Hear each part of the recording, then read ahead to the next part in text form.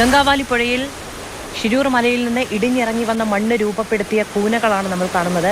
പുഴയിൽ ഏതാണ്ട് 20 മീറ്ററോളം താഴ്ചയിൽ രൂപപ്പെട്ടിട്ടുള്ള ഈ മൺകൂനകൾക്കിടയിൽ അർജുൻ പെട്ടുപോയിട്ടുണ്ടോ എന്നുള്ളതാണ് ഇപ്പോൾ ദൗത്യസംഘം പരിശോധിക്കുന്നത്.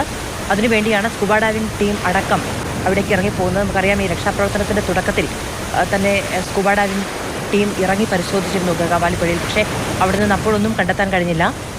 ഏതാണ്ട് 98% മണ്ണ് ഈ 4 വരി പാതയിൽ നിന്നും മാറ്റിയിട്ടുണ്ട്. അതിനുശേഷം വീണ്ടും പുഴയിലേക്കുള്ള പരിശോധന, ഇപ്പോൾ കരയിലും പുഴയിലും ഒരേ സമയത്ത് പരിശോധന തുടരുകയാണ്. അതിനിടയിൽ നമുക്ക് മനാഫ് ലോറി ഉടമയുടെ പ്രതികരണം കൂടി കേൾക്കാം. പറഞ്ഞറിയിക്കാനാകുന്നതിനും അപ്പുറമുള്ള വേദനയാണ് അനുഭവിക്കുന്നത് എന്ന് ലോറി ഉടമയായ മനാഫ് പറഞ്ഞു. തെരച്ചിൽ എങ്ങനെയാ ഓപ്പറേഷൻ പോകുന്നത്? വെള്ളത്തിലാണോ കൂടുതൽ ഫോക്കസ്? വെള്ളത്തിൽ ഞങ്ങൾ പറയുന്നത് വെള്ളത്തിൽ ഫോക്കസ് ചെയ്യണ്ട, അത് നോർമൽ പ്രൊസീജിയർ പ്രകാരം ചെയ്തോട്ടെ. മറ്റു ഭാഗത്താണ് ചെയ്യേണ്ടത്. മിഷനറീസിൻ്റെ കുറവ് ഇപ്പോഴും ഉണ്ട്. വണ്ടികൾ മണ്ണെടുത്ത് പോകുന്നത് വീണ്ടും വീണ്ടും അതന്നെ പറയാനുള്ളത്, വളരെ സ്ലോയിലാണ് പോകുന്നത്. പിന്നെ നമ്മളെ ആളുകൾക്ക് അത് റെസ്ക്യൂ ടീം 3 ദിവസം അവിടെ ഇപ്പോൾ റെസ്ക്യൂ ചെയ്ത ആളുകൾക്ക് പോലും ഇന്ന് വീണ്ടും റെസ്ക്യൂ ചെയ്യാൻ സമ്മതിക്കുന്നില്ല. അതായത് വീണ്ടും ഓരോ ദിവസവും ഓരോ സമയം നമ്മൾ എന്താ പറയുക, സംഘർഷം. ഇതിന്റെ ആവശ്യമില്ല. ഇപ്പൊ നിങ്ങൾ ഇവിടെ തന്നെ നോക്കി, ഈ അവിടെ ബാരിക്കേഡ് വണ്ടി വരിയായി വന്ന് നിൽക്കുകയാണ്. ഈ ബാരിക്കേഡൊക്കെ എന്തിന്റെ ആവശ്യത്തിനാ? ഇവിടെ അതിന് മാത്രം എന്ത് ജഗപുക ഉള്ളത്? ഒരു ജഗപുകയില്ല. സിമ്പിളായിട്ട് ചെയ്തു പോകാനുള്ള ഇതുള്ളൂ. രാവിലെ തന്നെ തുടങ്ങും ഇവരെ ഈ പ്രസനം. അവിടെ തുടങ്ങുക. ഇത്ര ആവശ്യമില്ല. ഓരോ ആളുകളിൽ തടഞ്ഞു നിർത്തേണ്ടി അത്രമാത്രം വേറെ ആരും ഇവിടെ വരാനില്ല. ഇപ്പൊ നമ്മുടെ നാട്ടിൽ നിന്ന് ഒരുപാട് ആൾക്കാർ വന്നിട്ടുണ്ടല്ലോ. ഇപ്പൊ എനിക്ക് തോന്നുന്നു ഒരു 3-4 ടീമൊക്കെ വന്നിട്ടുണ്ട് അല്ലെ? അതെ, എല്ലാവർക്കും ഭക്ഷണം അറേഞ്ച് ചെയ്യണോ, എല്ലാവരും താമസം നോക്കണം.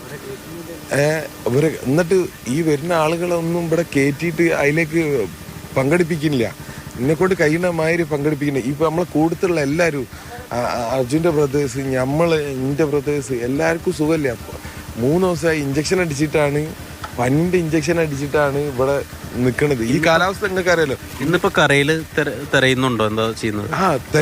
രണ്ട് ടീമാക്കിയിട്ട് എന്താന്ന് പറഞ്ഞു കഴിഞ്ഞാല് 2 ഭാഗത്തായിട്ട് എടുത്തുകൊണ്ടിരിക്കുകയാണ്.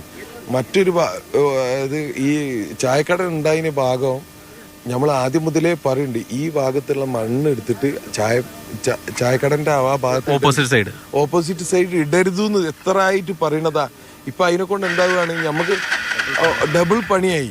അതായത് ആദ്യം ഇട്ട മണ്ണും ഒരു മണ്ണിന്റെ മേലെ വീണ്ടും മണ്ണ് കൊണ്ടിട്ട് അത് മുഴുവനും മാറ്റണം. പിന്നെ അതും അതല്ല, ആ മണ്ണ് ഇടുന്ന ഭാഗത്ത് അടിയിൽ ആളുണ്ട്. അവിടെ ഇവിടുത്തെ നാട്ടുകാർ അതിനുള്ളിൽ കിടക്കുന്നുണ്ട്.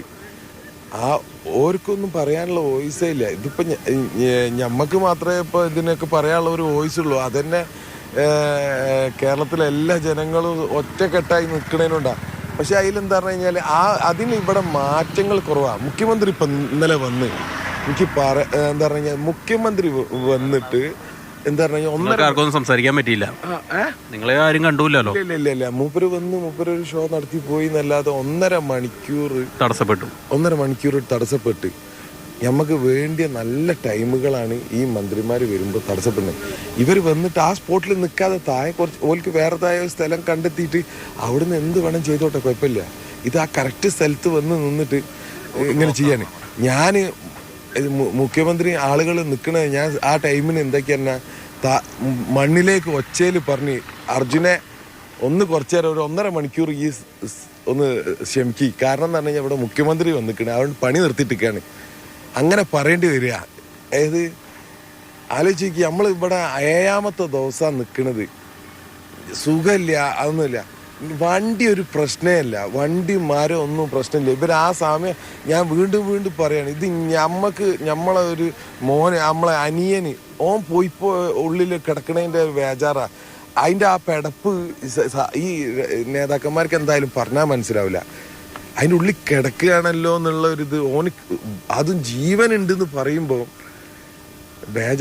ആ പെടപ്പാണ് എല്ലാ മലയാളികൾക്കും എല്ലാ ഇന്ത്യക്കാർക്കും ഉള്ളത്. പക്ഷെ അത് എന്താ പറയുക, അതിനെ മുതലെടുക്കുന്ന കുറേ വിഭാഗം ആളുകളെ ഞാൻ കാണുന്നത്. അത് പറയാതെക്കാൻ പറ്റില്ല. അർജുൻ്റെ സ്ഥാനത്ത് ആ വണ്ടിൻ്റെ ഉള്ളിലുള്ളത് ഓരോ ഈ നേതാക്കന്മാരോ അല്ലെങ്കിൽ നമ്മളെപ്പോലുള്ള ഒരാൾ നമ്മളൊന്ന് കുറച്ചു നേരം ഒന്ന് ഫീൽ ചെയ്ത് നോക്കിയാൽ മനസ്സിലാവും എന്തായിരിക്കും ആ അവസ്ഥ എന്നുള്ളത്. അത് കാണുമ്പോൾ എണീച്ച് ഏഞ്ഞിട്ടായാലും ഈ ഇവിടെ വന്ന് കച്ചറ ഉണ്ടാക്കാൻ തോന്നിപ്പോവുകയാണ് ഇത് കാണുമ്പോൾ.